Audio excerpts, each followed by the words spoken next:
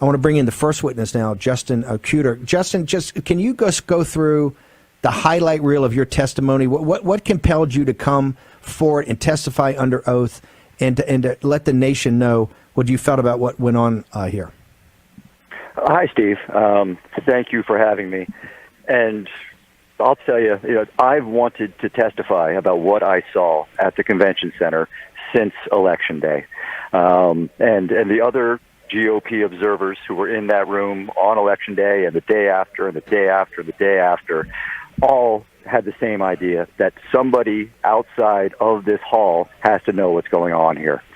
What we saw was a very sophisticated illusion for the benefit of people who don't understand what's happening. We were made to be props in their illusion, but there's no doubt in my mind that it was just that, an illusion.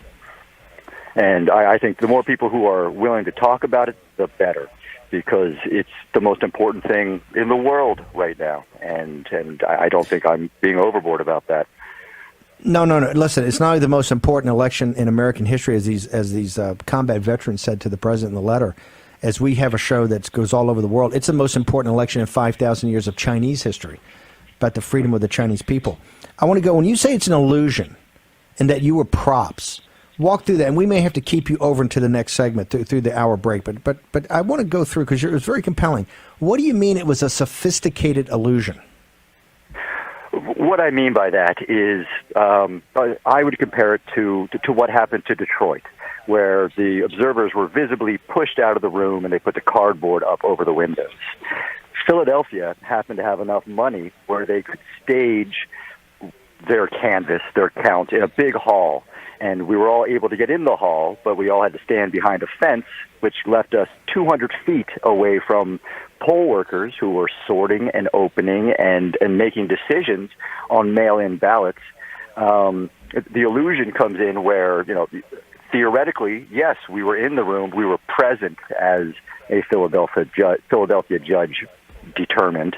Despite the fact that we were present, we saw nothing. There was zero civilian oversight, despite the fact that we were in the room. And that concoction was done on purpose so that the Board of Electors could tell people that it was a fair election, that it was done legitimately according to the law, when in reality, the exact opposite is true. The votes that went through that system, through that room, at least the mail-in stuff, and I can talk about other stuff also, but I'll keep it just to mail-in now. There was no oversight over what happened. There was no ability to challenge the decisions that were being made. We have no idea what happened in the back of that room. And in the back of that room were hundreds of workers making hundreds of decisions that we'll never know what they did, why they did it.